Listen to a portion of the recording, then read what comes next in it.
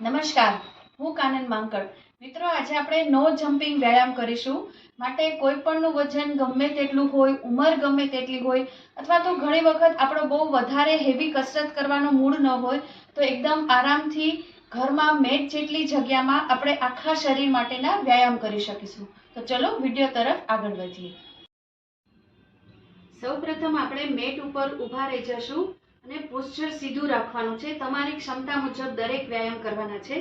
સૌથી પહેલા વ્યાયામમાં હાથ છે અંગૂઠો અંદર સીધા રાખી આ ગોઠણ માટે, પગ માટે સરસ છે. જગ્યાએ ને જગ્યાએ ઊભા રહીશું. હું 8 થી 10 વખત કરીશ.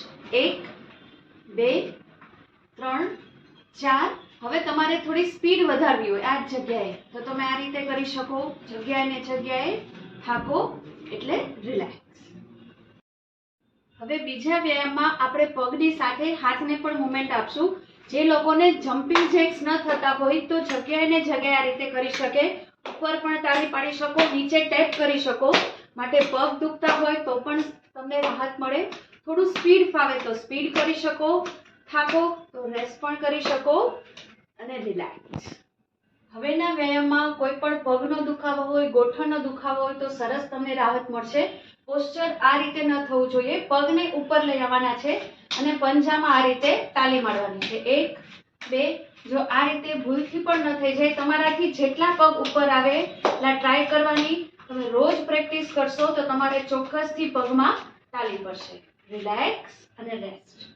હવે એ જ વ્યાયામ છે પણ પાછળ તાલી પાડવાની છે. કઈ રીતે? આમાં પણ પોસ્ચર આ રીતે નહીં, એકદમ સીધું થશે. માટે તમને સાઈડ સ્ટ્રેચિંગ આવશે. કમરમાં દુખાવો હોય તો પણ સરસ રહેશે. 5 6 7 8 9 10. હવેના વ્યાયામમાં આપણે આપણા પગનું વજન છે ઉપાડવાનું છે. જેટલા પણ તમારું લોઅર બોડી લચીલું હશે, ફ્લેક્સિબલ હશે, એટલું તમને વ્યાયામ કરવાની મજા આવશે. તમારી કેપેસિટી આટલી હોય પગને ઊંચા કરવાની તો આટલી. એનાથી ઉપર જે રીતે તમે પગને ઊંચા કરી શકો, તમારા હાથને તમારા પગ ટચ કરવા જોઈએ. આપણે જમ્પ સાથે નહીં કરીએ તો એકદમ આરામથી. જેને ગોઠણનો દુખાવો હોય, વળી ન શકતા હોય તો એકદમ ધીમે નીચે રાખીને કરવાના. 1 2 3 4 5 6 7 8 9 10.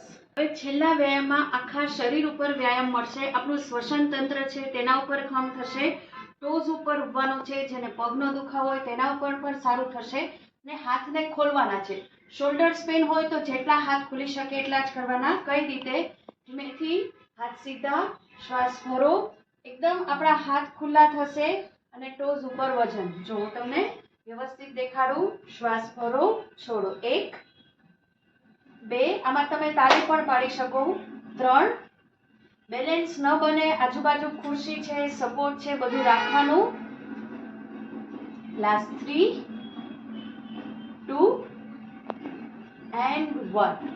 રિલેક્સ. તો આ હતા સરળ પણ એટલા જ અસરકારક વ્યાયામ.